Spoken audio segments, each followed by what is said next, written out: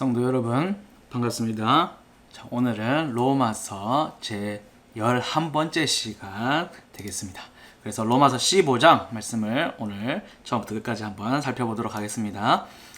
자, 1절은 이방 그리스도인들에게 하는 이야기다, 그렇게 보시면 되겠습니다. 왜 그러느냐?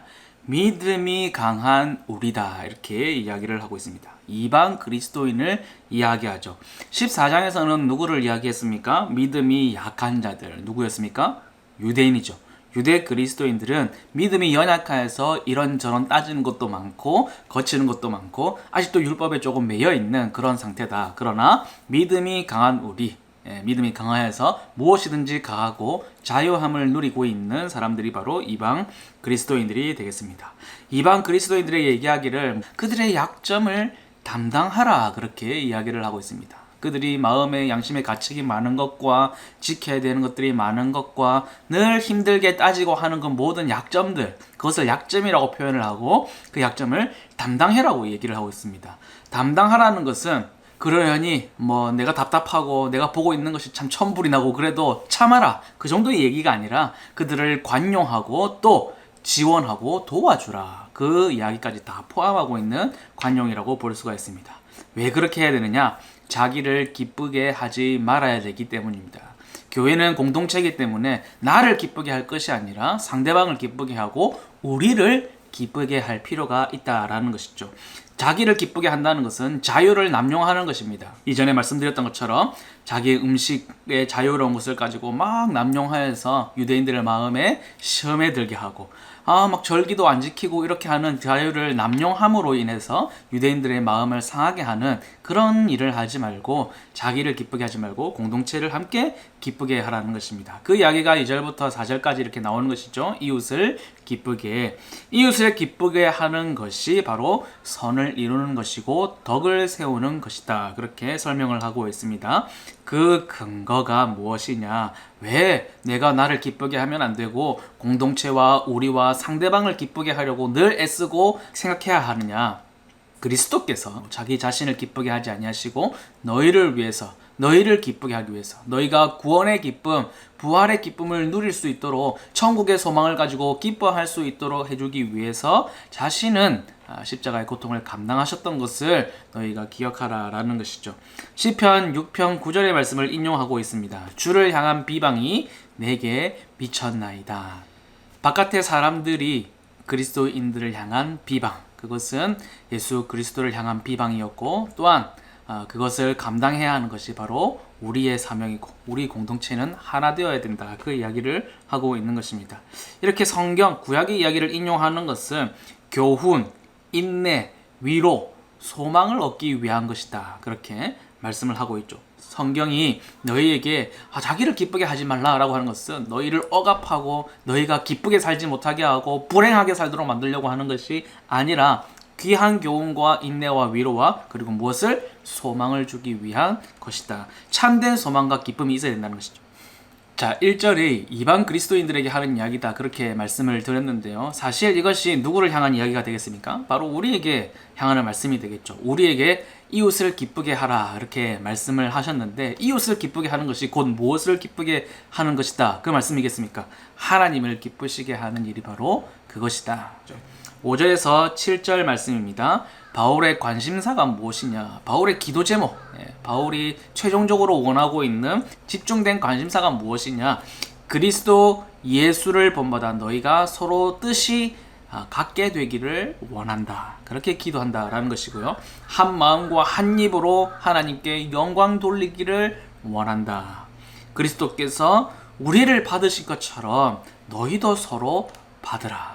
바로 이 말씀이 로마서의 대주제가 되겠습니다. 로마서의 대주제, 교회의 일치입니다. 로마서를 이야기하면 이신칭의의 이야기가 가장 중요하다는 사람들도 있고 여러 가지 주장들을 하시는 분들이 있습니다. 다 맞는 말씀이죠. 그런데 진짜 로마서를 쓴 기록의 목적이 무엇이냐, 진짜 큰 주제가 무엇이냐라고 한다면 바울의 소망이 바로 여기에 있습니다.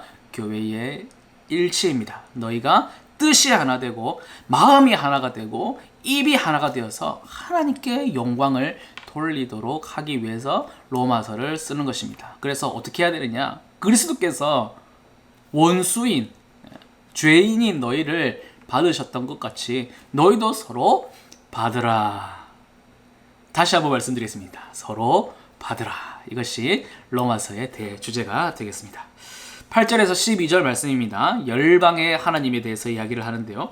그리스도께서 하나님의 진실하심을 위하여 이렇게 되어 있는데, 이 진실하심이 무슨 뜻인지 애매하다면은 신실하심으로 보시면 됩니다. 하나님의 신실하심을 위하여 그리스도께서 무엇을 하셨느냐? 할례의 추종자가 되셨다라는 것입니다. 무엇이냐? 참 유대인이신 예수님으로 오셨다라는 것이죠. 참 유대인, 하나님의 신실함 무엇이겠습니까? 하나님께서 그 혈통, 아브라함의 혈통, 이스라엘의 혈통, 유대인의 혈통에서 바로 구주가 오신다, 구세주가 오신다, 메시아가 오신다라고 약속을 하셨기 때문에 그 약속의 신실함을 지켜드리기 위해서 예수님께서는 참 유대인으로 오셨다라는 것입니다. 그래서 유대인을 구원하는 것은 이것이 약속이 얼마나 견고한지, 하나님의 약속이 얼마나 견고한 것인지를 보여주는 것이고, 이방인을 구원하시는 것은 무엇이냐? 열방을 향한 하나님의 긍휼이다, 이렇게 설명을 하고 있죠. 그래서 구약을 여러 차례 인용하고 있습니다. 한번 이것이 어디에 있는 말씀이고 하는 것을 한번 찾아보시는 것도 아마 유익할 것 같은데, 구약을 인용한다는 것은 무슨 뜻이겠습니까? 구약에 약속이 있다는 것입니다. 유대인들을 구원하는 것도 하나님의 약속의 견고함을 보여주시는 것이고, 이방인을 구원하는 것도 무엇이냐? 열방을 향한 하나님의 약속의 신실하심을 보여주시는 것이다. 두 가지 다 똑같이 하나님의 뜻이었고 하나님의 약속이었고 하나님의 긍휼이고 은혜였다라는 것을 사도 바울이 강조하고 있는 것이죠.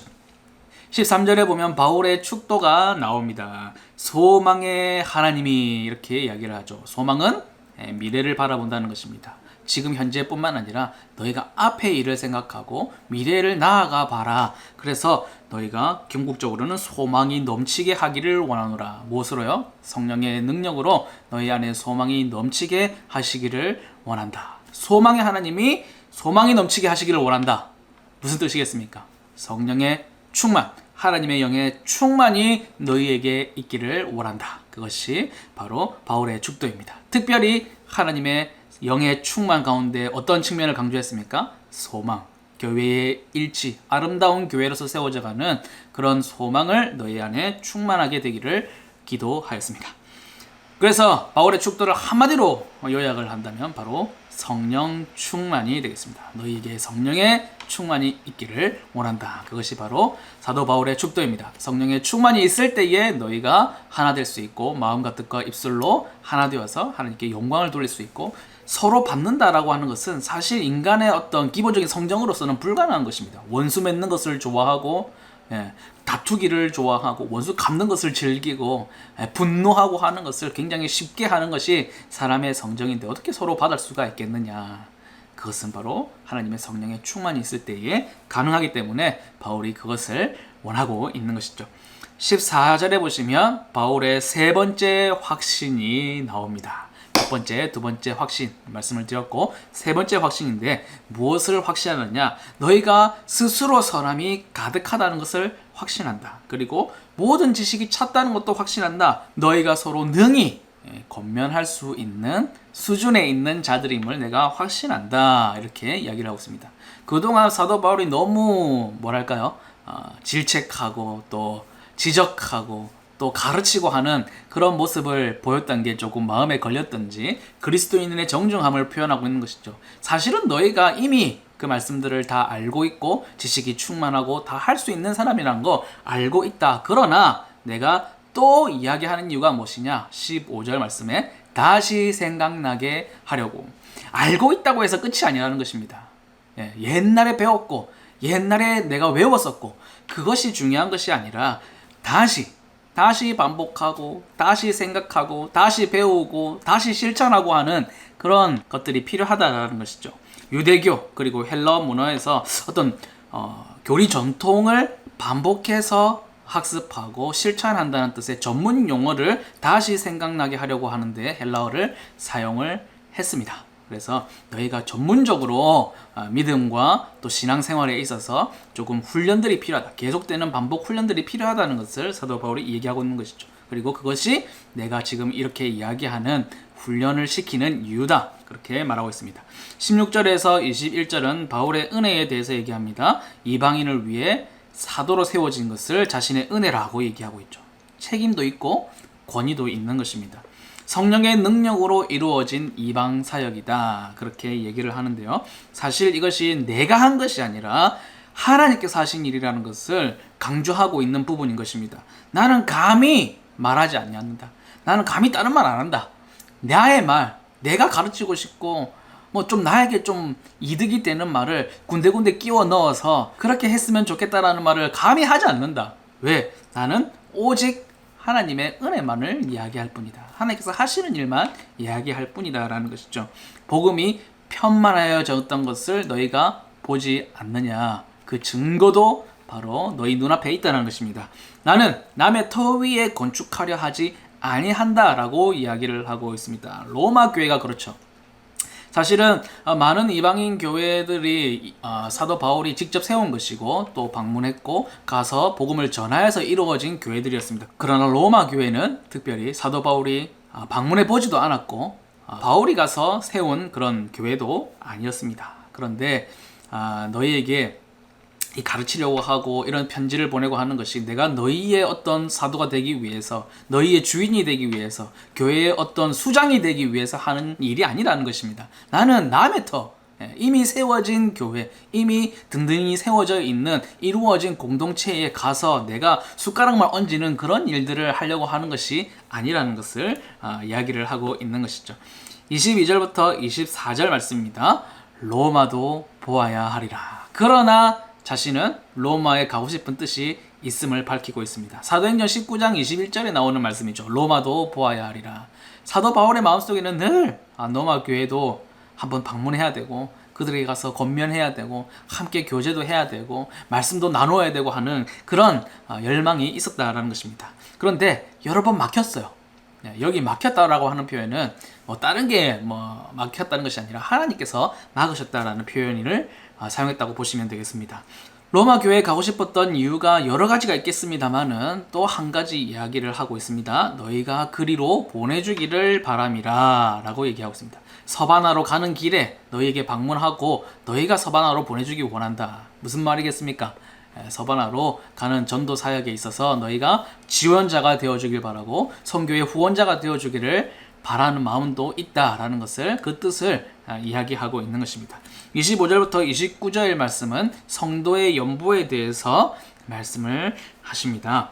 마게도냐와 아가야 사람들이 기쁨으로 연보했다라는 것입니다. 그러면 누구의 연보입니까? 이방인들이 연보한 것이죠. 그러면 그 헌금들, 그 연보한 것들, 그 금액들이 누구에게로 갑니까? 예루살렘의 가난한 자들을 위해서 연보한 것이다. 예루살렘 교회는 누가 있습니까?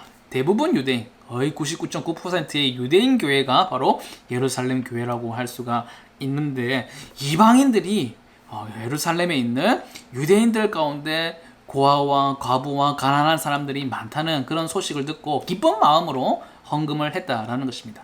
사실 마게도냐, 아가야 이런 곳에는 굉장히 경제적으로 부흥한 도시들이었기 때문에 교회들의 사정이 조금은 더 괜찮았던 것 같습니다. 그래서 기쁜 마음으로 연보를 했던 것이죠. 그래서 그들의 마음 가운데 빚진 자라는 마음이 있기 때문에 바로 이 연보를 기쁘게 한 것이다 라는 것이죠. 무엇의 빚을 졌습니까? 복음. 이 복음이 유대인으로부터 나왔고 참 유대인이신 예수님으로부터 나왔기 때문에 이 복음에 이 사랑의 빚이 있다라는 것입니다.